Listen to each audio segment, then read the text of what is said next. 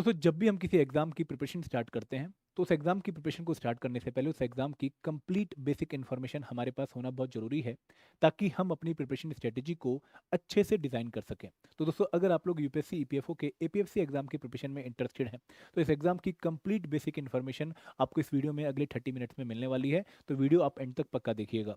लेकिन आगे बढ़ने से पहले मैं आप लोगों से रिक्वेस्ट करूंगा कि भाई अगर आप लोग एडुटैप के एपीएफसी कोर्सेज में इंटरेस्टेड हैं लेकिन आपको डाउट है कि भाई किस तरह की कंटेंट क्वालिटी इन्होंने प्रोवाइड कर रखी होगी, किस तरीके से इन्होंने एपीएफसी एग्जाम की रिक्वायरमेंट को मीट किया होगा और किस तरीके से इन्होंने एपीएफसी एग्जाम के डिफरेंट कंपोनेंट्स को कवर किया होगा, तो आपके इस डाउट को रिजॉल्व करने के लिए हमने ₹1 का मास्टर कोर्स का डेमो कोर्स तैयार किया है जहां पर आप ₹1 पे करके 48 घंटे के लिए हमारे मास्टर कोर्स का एक्सेस ले सकते हैं और चेक कर सकते हैं हमारे कंटेंट की क्वालिटी। और दोस्तों यहाँ पर आके आप लोग डिफरेंट कंपोनेंट्स की हमारी कवरेज भी चेक कर सकते हैं और ये भी चेक कर सकते हैं कि भाई किस तरीके से हमने एपीएफसी एग्जाम की रिक्वायरमेंट को मीट किया है। तो दोस्तों अगर आप लोग हमारे डेमो कोर्स में इंटरेस्टेड हैं तो आपको वीडियो के डिस्क्रिप्शन में एक लिंक मिलेगा, उस लिंक पे क्लिक करके आप हमारे डेमो कोर्स पे जाएंगे और यहाँ पर आप पे करके इस कोर्स में एनरोल कर सकते हैं और हमारे कोर्स का एक्सेस ले सकते हैं।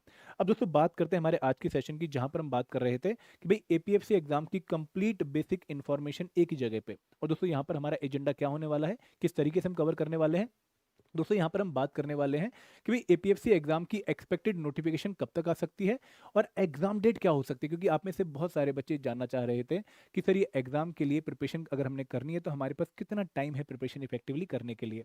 फिर हम बात करेंगे कि भाई इस एग्जाम की कितनी वैकेंसीज की नोटिफिकेशन आ रही है और उसकी कैटेगरी वाइज डिस्ट्रीब्यूशन क्या है कि भाई एससी कैटेगरी की कितनी वैकेंसीज हैं, अनरिजर्व कैटेगरी की कितनी वैकेंसीज हैं, ईडब्ल्यूएस कैटेगरी की कितनी वैकेंसीज हैं और क्या इस बार भी एसटी वैकेंसीज के लिए कोई जीरो वैकेंसी तो नहीं है, हम ये कवर करेंगे। फिर दोस्तों हम बात करेंगे कंप्लीट एलिजिबिलिटी क्राइटेरिया की, जहां पर हम डिस्कस करने वाले हैं कि भाई एज लिमिट क्या होती है इस एग्जाम को अप्लाई करने के लिए और इस एग्जाम का फॉर्म फिल करते टाइम आपकी एजुकेशनल क्वालिफिकेशन क्या क्या होनी चाहिए और क्या फाइनल ईयर रेस्पिडेंट भी इस एग्जाम के लिए अप्लाई कर सकता है, हम वो भी डिस्कस करेंगे।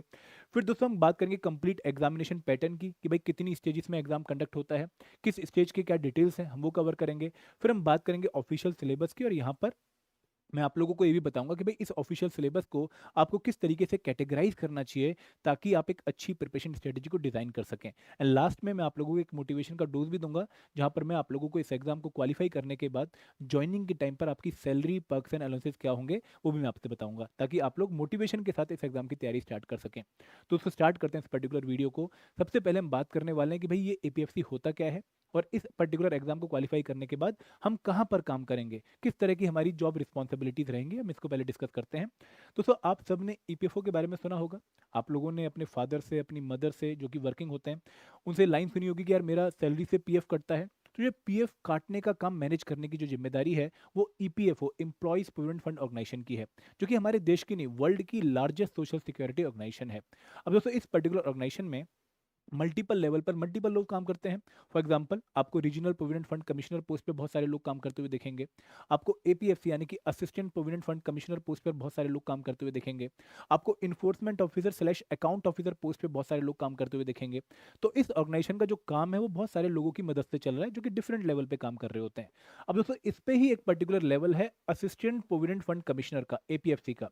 अभी एपीएफसी होता क्या है, दोस्तों एपीएफसी एक ऐसी पोस्ट है जिसकी बहुत सारी जिम्मेदारियां हैं, बहुत सारी रूल्स एंड रिस्पॉन्सिबिलिटीज हैं।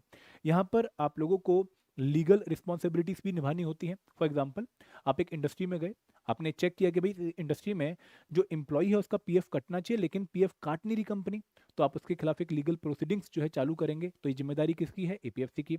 आपके पास एक लेबर आया और उसने बोला कि सर मेरा जो है पीएफ बहुत दिनों से मुझे मिला नहीं, मुझे पैसा चाहिए ताकि मैं अपनी बेटी की शादी कर सकूं, तो ये क्लेम डिसबर्स करने का काम भी आप करेंगे। इसके अलावा आपको बोला गया कि भाई आपको एक जोनल ऑफिस या रीजनल ऑफिस में कुछ जिम्मेदारियां निभानी है, कोई इवेंट कंडक्ट करना है, तो आपको एडमिनिस्ट्रेटिव रिस्पॉन्सिबिलिटीज भी निभानी पड़ती हैं। तो बहुत वाइड एंड वेरिड फंक्शन एक एपीएफसी पोस्ट के होते हैं और इस पर्टिकुलर पोस्ट की जिम्मेदारियां बहुत ज़्यादा हैं बट पावर्स भी हैं जिसके थ्रू आप लोगों का भला कर सकते हो। दोस्तों जब आप एपीएफसी एग्जाम को क्वालिफाई करोगे तो इस एग्जाम को क्वालिफाई करने के बाद आप क्लास ए लेवल 10 ऑफिसर बनते हो within the EPF organisation. अब एक क्लास ए लेवल 10 क्या है आपको मैं एक एनालॉजी के थ्रू समझाता हूँ। जब आप UPSC civil service exam qualify करते हो और आप आईएएस या फिर आईपीएस बनते हो, तो जब आप ज्वाइनिंग के लिए जाते हो तो वहाँ पर जो आपकी लेवल की जो क्लास की लेवल होती है वो लेवल 10 है सेवन्थ पे कमीशन के हिसाब से जो आपकी सैलरी की लेवल होती है। तो आप लोगों को सेवन्थ पे कमीशन की जो लेवल 10 की सैलरी है वो ड्रॉ करने का मौका मिलता है और आपकी जो जॉब प्रोफाइल है वो क्लास ए ऑफिसर की होती है। और हमारे देश में अगर आप गवर्नमेंट सर्विस की कैटेगराइजेशन देखोगे तो आपको group D, group C, class B, class A, 4 level of post देखने को मिलेंगी। इनमें class A top level post है। तो वो जो लेवल है आईएएस आईपीएस का ज्वाइनिंग के टाइम पर, सेम लेवल एपीएफसी का होता है ज्वाइनिंग के टाइम पर। मैं ये तो नहीं कहूँगा कि इसकी पावर्स बहुत इक्विवेलेंट है एपीएफसी की आईएएस आईपीएस से, नहीं, ऐसा नहीं है, बट स्टिल जो लेवल है पोस्ट का वो सिमिलर है आईएएस और आईपीएस के, ठीक है। और दोस्तों यहाँ पे आप लोग बैकबोन माने जाते हैं ईपीएफओ ऑर्गेनाइजेशन की। अब दोस्तों आपको इस पर्टिकुलर पोस्ट के वैकेंसीज को किस तरीके से फुल किया जाता है उसके बारे में समझना पड़ेगा, फिल किया जाता है उसको समझना पड़ेगा। तो यहाँ पर एपीएफसी एग्जाम पे, एपीएफसी पोस्ट पे जब भी वैकेंसीज क्रिएट होंगी, ठीक है, एपीएफसी पोस्ट पे जब भी वैकेंसीज क्रिएट होंगी, फॉर एग्जांपल 200 वैकेंसीज क्रिएट हो गई, तो इनको दो तरीके से फिल किया जाता है। एक तरीका है डायरेक्ट रिक्रूटमेंट का और एक तरीका है डायरेक्ट प्रमोशन का। अब ये तरीका क्या है प्रमोशन वाला, कि जो लोग एपीएफसी लेवल से नीचे काम कर रहे हैं, for example enforcement officer, account officer, जो कि इनसे एक लेवल नीचे होते हैं, इनको प्रमोट करके एपीएफसी की कुछ वैकेंसीज को फिल किया जाएगा। कितनी वैकेंसीज को? 50% वैकेंसीज को। और जो बाकी 50% बची उनको रिक्रूटमेंट चैनल के थ्रू फिल किया जाएगा। तो यहां पर इन 50% वैकेंसीज यानी कि 100 वैकेंसीज को फिल करने के लिए ईपीएफओ रिक्वेस्ट करेगा यूपीएससी को कि भाई आप मेरी इतनी वैकेंसीज के लिए एग्जाम कंडक्ट करवा दो। तो यहाँ पर जो ये वाला सिनेरियो है वहां पर आप लोगों को एग्जाम के प्रोसेस में पार्टिसिपेट करने का मौका मिल रहा है। क्लियर है? आप इस वाले प्रोसेस में पार्टिसिपेट नहीं कर पाओगे। इसमें कौन पार्टिसिपेट कर पाएगा? जो ऑलरेडी ईपीएफओ में एपीएफसी से नीचे लेवल पे काम कर रहा है, क्योंकि उसके प्रमोशन के चांसेस हैं। लेकिन अगर आप इस एग्जाम में पार्टिसिपेट करते हो तो आप डायरेक्टली एपीएफसी बन सकते हो। और ये एग्जाम कौन कंडक्ट करवाएगा? ये एग्जाम कंडक्ट करवाएगा यूनियन पब्लिक सर्विस कमीशन। तो अभी करंट सिचुएशन क्या है? करंट सिचुएशन ये है कि अप्रैल 2026 में ईपीएफओ ने 80 यूपीएससी ईपीएफओ एपीएफसी एग्जाम की वैकेंसीज की जो रिक्वेस्ट है वो यूपीएससी को भेज दी है और यूपीएससी को बोला है कि भाई आप इन वैकेंसीज के लिए एग्जाम कंडक्ट करवा दीजिए। तो यहाँ पर अभी करंट रिप्लाई क्या है आरटीआई का मैं आपको बता देता हूँ, और एग्जाम की नोटिफिकेशन डेट और एग्जाम डेट हम इसी प्रोसेस में कंप्लीट करेंगे। दोस्तों इस पर्टिकुलर एग्जाम की जो रिक्विजिशन है वो गई थी अप्रैल 2026 में टू दी यूपीएससी, और जहां पर कितनी वैकेंसीज के लिए रिक्वेस्ट गई है? 80 वैकेंसीज। अभी हम इनकी फर्दर डिस्ट्रीब्यूशन भी देखेंगे। तो यहाँ पर अब आपको समझना है कि भाई एग्जाम की नोटिफिकेशन कब तक आ सकती है और एग्जाम कब तक कंडक्ट हो सकता है। और ये समझने के लिए हमें एक बार 2023 और 2025 की साइकिल को समझना पड़ेगा। दोस्तों 2023 में जो एग्जाम की रिक्वेस्ट गई थी यूपीएससी को वो गई थी नवंबर 2022 में, और एग्जाम की नोटिफिकेशन आई थी 25 फरवरी 2023 को। तो लगभग 4 महीने बाद रिक्वेस्ट जाने की आपको नोटिफिकेशन देखने को मिली थी। अगर मैं 2025 की बात करूं तो 2025 में यूपीएससी को रिक्वेस्ट गई थी मार्च 2025 में, और एग्जाम की नोटिफिकेशन कब आई थी? एग्जाम की नोटिफिकेशन आई थी 29 जुलाई 2025 को। तो अगेन यहाँ पर भी 4 महीने का टाइम था। तो दोस्तों अगर हम इसी रेफरेंस से चलें तो अगर अप्रैल 2026 में रिक्वेस्ट गई है यूपीएससी को 80 वैकेंसीज के एग्जाम कंडक्ट करवाने के लिए, तो जो इसकी नोटिफिकेशन है वो लगभग 4 महीने बाद मतलब मिड अगस्त तक आपको देखने को मिल सकती है। तो आपका जो पहला क्वेश्चन था कि भाई एग्जाम की नोटिफिकेशन कब तक आ सकती है, मिड अगस्त 2026 तक एग्जाम की नोटिफिकेशन आ सकती है। अब दोस्तों अगला सवाल क्या है कि सर एग्जाम कब तक कंडक्ट होगा। तो अगर मैं एग्जाम की बात करूं तो जब 25 फरवरी 2023 को नोटिफिकेशन आई थी, मैं पहले पुरानी साइकिल का रेफरेंस ले लेता हूं, तो यहां पर एग्जाम कंडक्ट हुआ था 2 जुलाई 2023। मतलब आपके पास लगभग 122 दिन के आसपास का टाइम था नोटिफिकेशन और रिक्रूटमेंट टेस्ट के बीच में। अगर मैं 2025 साइकिल की बात करूं तो यहां पर एग्जाम कंडक्ट हुआ था 30 नवंबर 2025 को। तो यहां पर भी आपके पास लगभग 120-122 दिन थे नोटिफिकेशन और रिक्रूटमेंट टेस्ट के बीच में। अगर सेम लॉजिक से चलें तो एग्जाम की अगर नोटिफिकेशन मिड अगस्त में आती है तो एग्जाम कब तक कंडक्ट हो सकता है? मिड दिसंबर तक। अब मिड दिसंबर में एग्जैक्ट डेट भी हमें जाननी है ताकि हम अपना शेड्यूल उस हिसाब से बना पाए। तो इसके लिए आपको यूपीएससी का जो कैलेंडर है 2026 का उसको चेक करना पड़ेगा। तो यहाँ पर दिसंबर में आपको दो डेट दे रखे हैं, वो है 19 तारीख 19 दिसंबर 2026 और 20 तारीख, क्योंकि यहाँ पर 2 डेज रिजर्व हैं, 19 तारीख और 20 तारीख। और 20 तारीख को क्योंकि संडे है तो एग्जाम होने के चांसेस संडे को ज़्यादा होते हैं, क्योंकि हर बार एग्जाम संडे को हुआ है। तो आपकी जो टारगेट डेट होनी चाहिए वो होनी चाहिए 20 दिसंबर 2026। अगर आप में से कोई बच्चा बोलेगा कि सर ये एग्जाम बाद में भी तो हो सकता है, चांसेस हैं, बट 80% चांसेस ये हैं कि भाई एग्जाम 20 दिसंबर 2026 को हो। और दोस्तों वैसे भी आप लोगों को hope for the best and prepare for the worst situation के लिए रेडी रहना चाहिए। तो वर्स्ट सिचुएशन क्या है कि भाई आपको नोटिफिकेशन के बाद एग्जैक्टली 4 महीने का टाइम मिले, तो आपको 20 दिसंबर, जो कि लेटेस्ट पॉसिबल डेट है, अर्ली पॉसिबल डेट है इस एग्जाम के कंडक्ट होने की, उसी को टारगेट मान के इस एग्जाम की तैयारी करनी चाहिए। आई होप अब आप लोगों को काफ़ी क्लैरिटी इस एग्जाम और इस एग्जाम के जो डेट है एक्सपेक्टेड उनके बारे में मिल गई होगी। अब दोस्तों बात करते हैं वैकेंसीज और उनकी डिस्ट्रीब्यूशन की। दोस्तों इस बार जो वैकेंसीज आने वाली हैं वो है 80 वैकेंसीज ऑफ एपीएफसी। पहले ईओ की भी 311 वैकेंसीज आने के चांसेस थे, बट इसकी रिक्वेशन विड्रॉ हो गई, तो ये इस बार नहीं आ रहा है। अब जो 80 वैकेंसीज एपीएफसी पोस्ट की आ रही हैं उनमें से शेड्यूल्ड कास्ट की 15 वैकेंसीज हैं। शेड्यूल ट्राइब की पिछली बार 0 थी, लेकिन इस बार 10 वैकेंसीज हैं, काफी लोगों को खुशी हुई होगी। ओबीसी अदर बैकवर्ड क्लासेस की 18 वैकेंसीज हैं। अनरिजर्व कैटेगरी यानी कि जनरल कैटेगरी की 29 वैकेंसीज हैं। और ईडब्ल्यूएस इकोनॉमिकली वीकर सेक्शन की 8 वैकेंसीज हैं। और इन टोटल वैकेंसीज में से 80 वैकेंसीज में से 3 सीट को रिजर्व किया गया है for person with benchmark disability category. अब वो किसी भी जो है कैटेगरी से हों, लेकिन उनमें से 3 सीटें इन लोगों को दी जाएंगी। तो यहाँ पर ये वैकेंसीज की कैटेगरी वाइज डिस्ट्रीब्यूशन है। मैं एक बार दोबारा से बता देता हूँ। एससी की 15, एसटी की 10, ओबीसी की 18, अनरिजर्व की 29 और ईडब्ल्यूएस की 8 वैकेंसीज। और टोटल कितनी वैकेंसीज हैं? 80।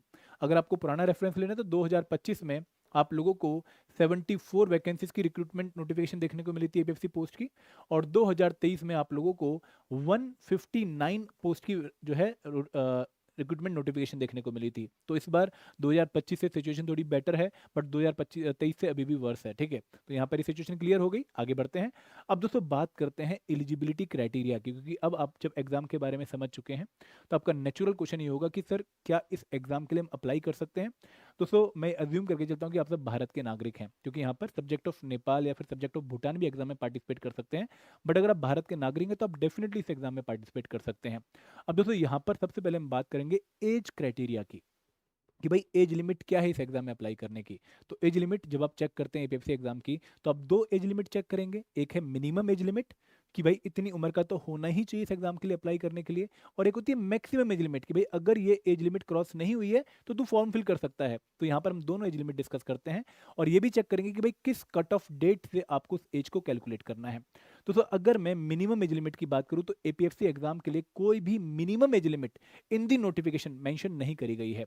आप 16 साल के हो, आप एजुकेशनल क्वालिफिकेशन मीट करते हो, आप फॉर्म फिल कर सकते हो। आप 25 साल के हो लेकिन आप एजुकेशनल क्वालिफिकेशन मीट नहीं करते हो तो आप फॉर्म फिल नहीं कर सकते। तो यहाँ पर मिनिमम एज लिमिट की जो कैटेगरी है, जो या फिर नंबर है, वो डिसाइड होगा आपके एजुकेशनल क्वालिफिकेशन से। तो यहाँ पर एज सच कोई मिनिमम एज लिमिट नोटिफिकेशन में मेंशन नहीं करी गई है। पॉइंट क्लियर है।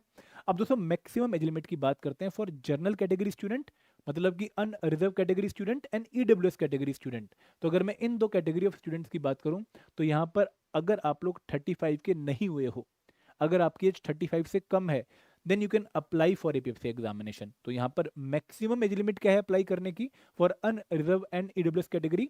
35। पॉइंट क्लियर है। अब दोस्तों अगर आप शेड्यूल कास्ट या फिर शेड्यूल ट्राइब कैटेगरी से बिलोंग करते हो तो आपको 5 साल के जो रिलैक्सेशन है आप 40 की एज तक अप्लाई कर सकते हो। अगर आप ईपीएफओ के एम्प्लॉय हो, सेंट्रल गवर्नमेंट एम्प्लॉय हो, तो अगेन आपको 5 साल की जो रिलैक्सेशन है आप 40 की एज तक अप्लाई कर सकते हो। अगर आप ओबीसी कैटेगरी से बिलोंग करते हो, अदर बैकवर्ड क्लास कैटेगरी से बिलोंग करते हो सेंट्रल गवर्नमेंट की लिस्ट से, तो यहाँ पर आपको अगेन 3 साल की रिलैक्सेशन है, आप 38 की एज तक अप्लाई कर सकते हो। और अगर आप person with benchmark disability category से बिलोंग करते हो तो आपको 10 साल की रिलैक्सेशन है, आप 45 के एज तक अप्लाई कर सकते हो। और अगर आपके पास मल्टीपल केस हैं तो आपकी जो रिलैक्सेशन है वो ऐड ऑन हो जाएंगी। फॉर एग्जांपल अगर कोई ओबीसी है और वो फिजिकली हैंडीकैप्ड भी है तो उसको 10+3 13 साल की रिलैक्सेशन देखने को मिलेगी, तो वो 48 की एज तक अप्लाई कर सकता है। तो ये एज रिलैक्सेशन के रिगार्डिंग पॉइंट्स थे। आई होप आपको क्लैरिटी मिल गई होगी। एक बार मैं दोबारा से समराइज कर देता हूँ। General category and EWS category के लिए कोई मिनिमम एज लिमिट नहीं है, फॉर ऑल कैटेगरी कोई मिनिमम एज लिमिट नहीं है, लेकिन यूआर एंड ईडब्ल्यूएस के लिए मैक्सिमम एज लिमिट है 35। एससी एसटी के लिए 5 साल की रिलैक्सेशन है, ओबीसी के लिए 3 साल की रिलैक्सेशन है, central government employee EPFO employee के लिए 5 साल की रिलैक्सेशन है, और जो लोग person with benchmark disability category से बिलोंग करते हैं उनके लिए 10 साल की रिलैक्सेशन है। ये पॉइंट आपको क्लियर हो गया। अब दोस्तों जो क्वेश्चन आता है बच्चे के माइंड में वो नेचुरली आता है कि सर किस पॉइंट ऑफ टाइम से या किस पॉइंट ऑफ डेट से मुझे कैलकुलेट करना है कि मैं 35 का हो गया हूं या नहीं हुआ हूं। और खासकर ये क्वेश्चन कौन से बच्चों को आता है? जो बॉर्डर लाइन पे है, 91 बॉर्न है, 92 बॉर्न है। तो हम यहाँ पर एक कट ऑफ डेट पहले डिस्कस कर लेते हैं। तो इस पर्टिकुलर एग्जाम में आपको जो कट ऑफ डेट मिलेगी अपनी एज कैलकुलेट करने के लिए, वो है last date of filling of application form. Clearly mention किया गया है कि जो last date of filling of application form है उस पॉइंट पर चेक होगा कि भाई आप 35 के हो चुके हो या नहीं हुए हो। मैं एक एग्जांपल लेके समझाता हूँ। फॉर एग्जांपल, अगर इस एग्जाम की नोटिफिकेशन आती है 1 अगस्त 2026 को, ठीक है, मैं एग्जांपल लेके चल रहा हूँ, और आप लोगों को लास्ट डेट दी गई है फॉर्म फिल करने की 22 अगस्त 2026, ये लास्ट डेट है, इस डेट तक आपने फॉर्म फिल करना है। तो this is the cut off date जहां पर आपको अपनी एज जो है कैलकुलेट करनी होगी। अगर इस डेट पर आप 35 के हो गए हो या फिर क्रॉस कर चुके हो तो आप फॉर्म फिल नहीं कर सकते, अगर आप जनरल कैटेगरी या फिर ईडब्ल्यूएस कैटेगरी से बिलोंग करते हो। और अगर इस पर्टिकुलर डेट पर आप 35 से छोटे हो तो आप अप्लाई कर सकते हो। मैं एक एग्जांपल लेता हूँ।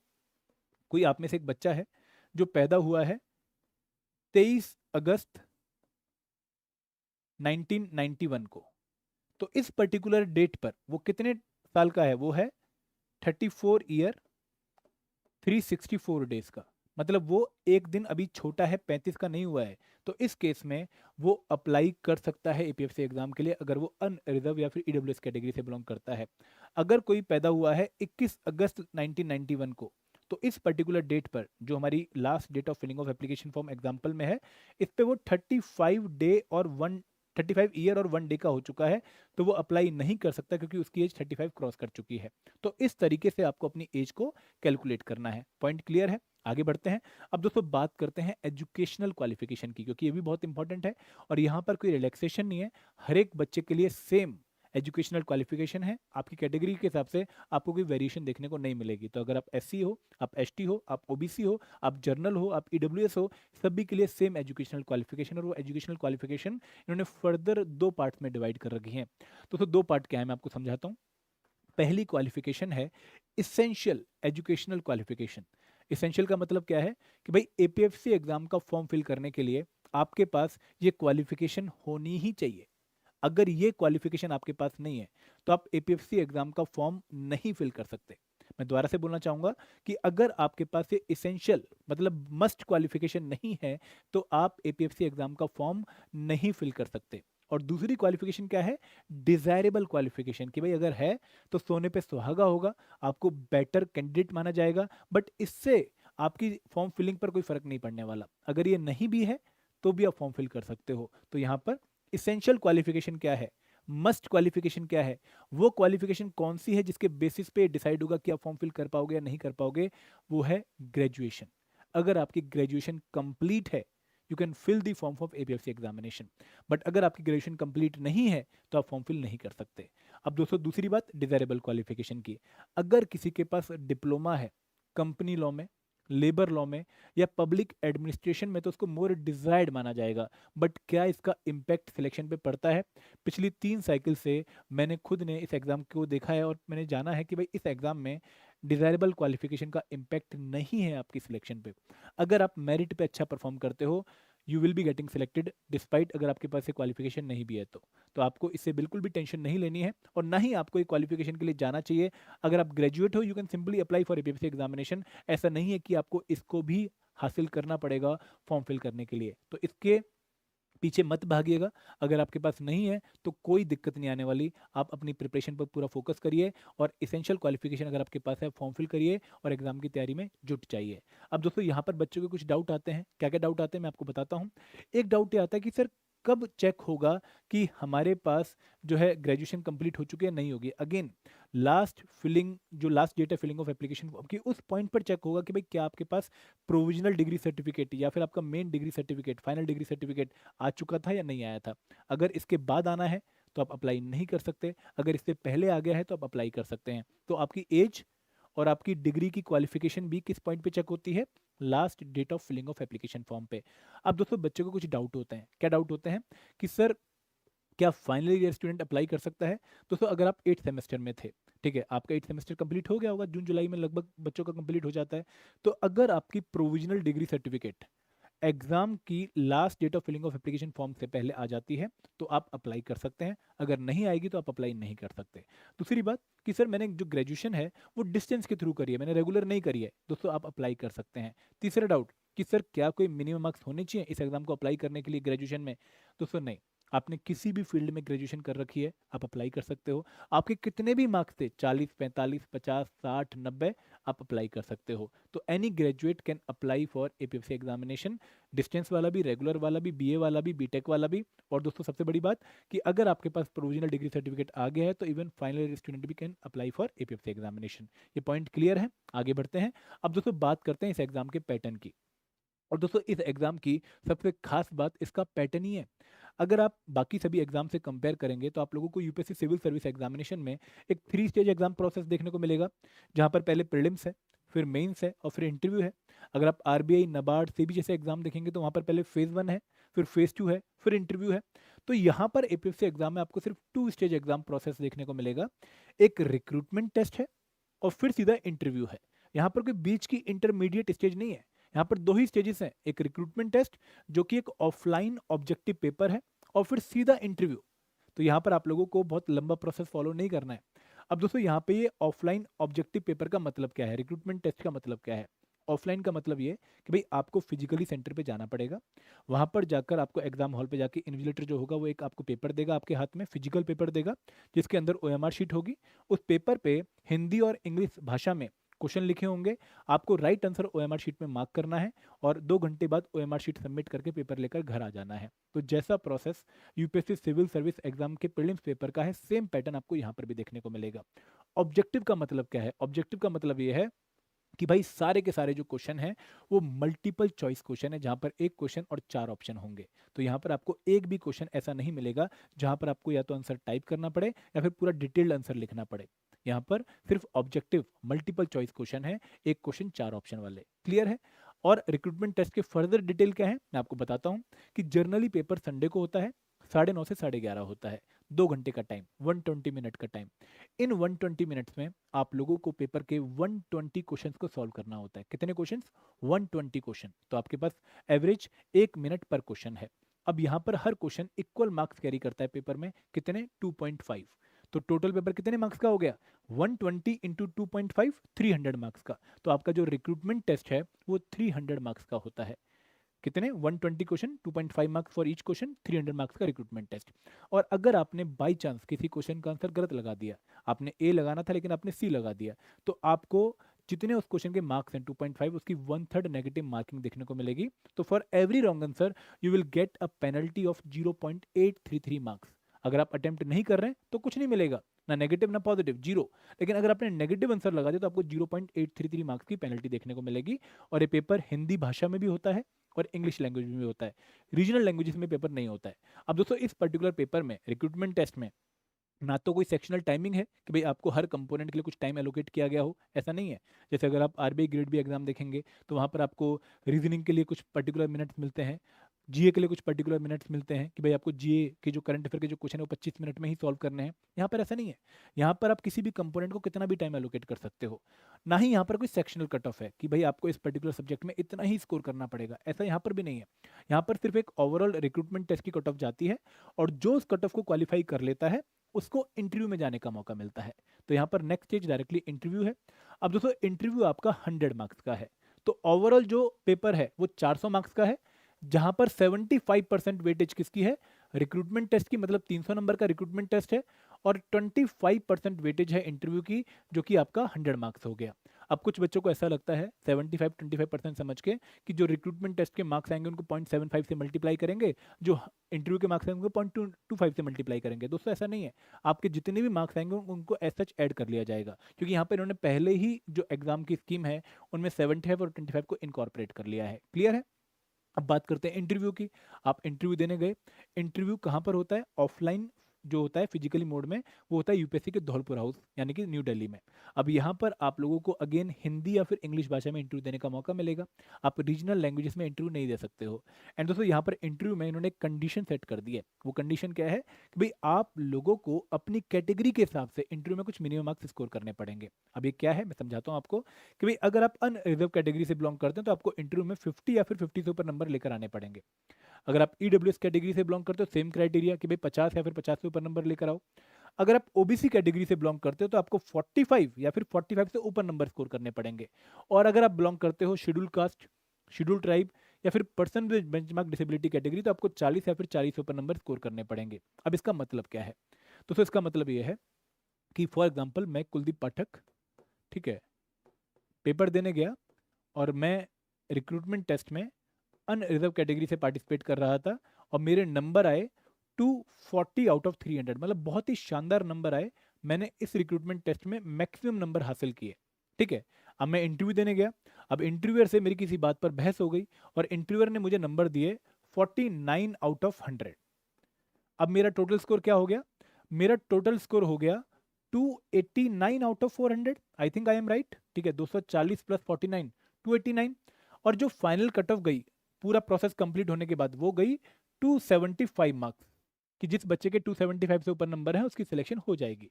अब दोस्तों मेरे जो नंबर थे 289, वो 275 से 14 फालतू हैं, ठीक है, 14 नंबर फालतू हैं, तो मेरी तो सिलेक्शन हो जानी चाहिए, बट मेरी सिलेक्शन नहीं होगी। क्यों नहीं होगी?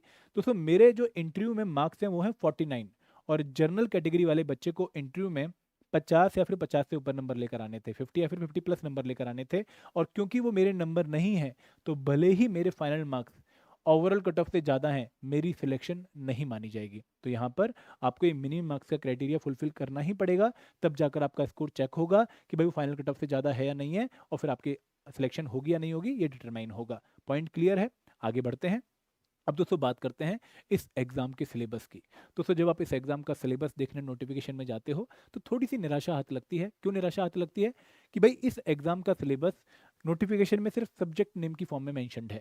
मतलब वहाँ पर आपको सिर्फ सब्जेक्ट के नाम दिखाई देंगे कि भाई आपको अकाउंटेंसी प्रिपेयर करना है, आपको इंडस्ट्रियल रिलेशन प्रिपेयर करना है, आपको साइंस प्रिपेयर करनी है, आपको governance and constitution of India prepare करना है, आपको developmental issues, Indian culture prepare करना है। लेकिन इन सब्जेक्ट के अंदर आपको कौन कौन से टॉपिक प्रिपेयर करना है ये आपको नोटिफिकेशन में नहीं बताया जाता। तो यहाँ पर डिकोडेड सिलेबस के लिए मैं अलग से आपके लिए एक वीडियो बना दूंगा, बट अभी मैं आपको इस सिलेबस को दिखा रहा हूँ ताकि आप एक बार इसका अंदाजा लगा सकें। और दोस्तों इस पर्टिकुलर सिलेबस से हमें अपनी प्रिपरेशन स्ट्रेटेजी डिसाइड करने में थोड़ी सी डिफिकल्टी फेस होती है। तो मैंने आपके लिए सिलेबस को कुछ डिफरेंट तरीके से जो है बना दिया है। डिफरेंट तरीका क्या है कि भाई हम इस पर्टिकुलर सिलेबस को 3 पिलर में डिवाइड करते हैं। क्यों? क्योंकि आपको ये समझना पड़ेगा कि भाई इस एग्जाम की अगर आपने प्रिपरेशन बैलेंस्ड नहीं करी इन 3 पिलर्स पे, तो आपकी सिलेक्शन कंप्रोमाइज हो जाएगी। तो ये 3 पिलर कौन से हैं और क्या वेटेज इन पिलर्स की और कौन कौन से सब्जेक्ट हर एक पिलर के अंदर आते हैं मैं आपको बताता हूँ। तो पहला पिलर है quant, reasoning, English plus current affair. अगर आप ऑलरेडी किसी भी कम्पिटेटिव एग्जाम्स की तैयारी कर रहे हैं तो वहाँ पर आप इन कंपोनेंट्स को पक्का प्रिपेयर कर रहे होंगे।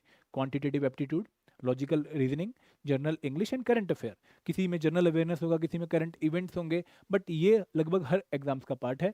तो यहाँ से 1/3 पेपर एग्जाम में आता है और 40 क्वेश्चन आपको यहाँ से देखने को मिलेंगे in the APSC exam out of 120। Second pillar है जीएस पिलर, जो कि जनरली यूपीएससी एग्जाम से ओवरलैप करता है, यूपीएससी सिविल सर्विस एग्जाम से। तो जो बच्चे यूपीएससी सिविल सर्विस एग्जाम की तैयारी कर रहे हैं वो ये कंपोनेंट्स को ऑलरेडी प्रिपेयर कर रहे हैं और उसी लेवल पे प्रिपेयर कर रहे हैं जिस लेवल में एपीएससी एग्जाम पे रिक्वायर्ड है। अगर आप ये कंपोनेंट कहीं और किसी एग्जाम में प्रिपेयर कर रहे हैं तो आपको इनका लेवल इंक्रीज करके यूपीएससी सीएससी लेवल पे लेकर आना पड़ेगा। तो यहाँ पे कौन कौन से कंपोनेंट्स हैं? Indian history, culture, science, polity. अब आप बोलेंगे कि सर सिलेबस में तो पॉलिटी था नहीं। Governance and constitution of India is basically Indian polity और Indian economy and developmental issues. यहां से भी पेपर में 40 क्वेश्चन आएंगे और ये भी पेपर का 1/3 पोर्शन है। And last but not the least are the special subject. तो ये आपको परेशान करेंगे क्योंकि ये सब्जेक्ट आप में से बहुत सारे बच्चों ने ना तो कभी पढ़े हैं और ना ही कभी सुने हैं, लेकिन इस एग्जाम की प्रिपरेशन में ये कंपोनेंट्स बहुत इंपॉर्टेंट हैं क्योंकि इनको प्रिपेयर किए बिना एग्जाम क्वालिफाई करना इज नेक्स्ट टू इम्पॉसिबल। कौन कौन से हैं? IR and labour law, industrial relation, labour law and labour code, क्योंकि 2025 में लेबर कोड भी इंप्लीमेंट हो गए। सोशल सिक्योरिटी, जहां पर आप स्कीम्स भी कवर करते हो और सोशल सिक्योरिटी एक्ट्स भी कवर करते हो। अकाउंटेंसी, जो कि कॉमर्स बैकग्राउंड वाले बच्चों को थोड़ी सी खुशी देता है। Then auditing, insurance, computer awareness और स्टैट। ये कंपोनेंट आपको प्रिपेयर करने ही पड़ेंगे क्योंकि यहाँ से भी 40 क्वेश्चन एग्जाम में आते हैं और ये भी पेपर का 1/3 पोर्शन कॉन्स्टिट्यूट करता है। अब दोस्तों अगर मैं आपको एक बार हल्का सा अंदाजा दूं कि भाई इस पेपर में रिक्रूटमेंट टेस्ट में कितनी कट ऑफ जाती है, तो मैं आपको सिर्फ इतना ही बोलना चाहूँगा कि भाई जर्नली पिछले कुछ सालों में आपको एपीएससी एग्जाम की जो कट ऑफ है वो रिक्रूटमेंट टेस्ट में 60% के अराउंड देखने को मिलेगी। मतलब 180 के आसपास कट ऑफ गई है रिक्रूटमेंट टेस्ट की। अगर मैं फाइनल कट ऑफ की बात करूं तो वो जो कट ऑफ है दैट इज़ वेरी हाई। आप लोगों को 250 प्लस मार्क्स लेकर आने पड़ेंगे 400 में से अगर आप इस एग्जाम को क्वालिफाई करना चाहते हैं और आप अनरिजर्व या फिर ईडब्ल्यूएस कैटेगरी से बिलोंग करते हैं। और अदर कैटेगरी ये नंबर 220 या 225 प्लस है, तो यहाँ पे कट ऑफ काफ़ी हाई जाती है और आपको काफ़ी अच्छी प्रिपरेशन इस एग्जाम की करनी पड़ेगी। तो ना तो ये पेपर आसान है, ना यहाँ पर सिलेक्शन के चांसेस ज़्यादा हैं और ना ही यहाँ पर कंपटीशन लेवल कम है। 2023 में इस एग्ज़ाम के लिए 10,41,000 लोगों ने फॉर्म फिल किया था और पेपर देने 3,60,000 लोग गए थे, जिनमें से सिर्फ 487 को इंटरव्यू की कॉल आई थी और फाइनली 159 लोग सिलेक्ट हुए थे। अगर मैं 2025 की बात करूँ, जिसका भी पूरा प्रोसेस कंप्लीट नहीं हुआ है, तो वहाँ पर 4,99,000 लोगों ने अप्लाई किया और उनमें से सिर्फ और सिर्फ 274 को इंटरव्यू की कॉल आई है। तो यहाँ पर कंपटीशन इज़ वेरी हाई। अब दोस्तों आगे बढ़ते हैं, अब बात करते हैं थोड़ी सी मोटिवेशन की कि भाई इस एग्ज़ाम को क्वालिफाई करने के बाद माल कितना मिलेगा और कौन कौन से पर्क्स या अलाउंसेस हमें देखने को मिलेंगे।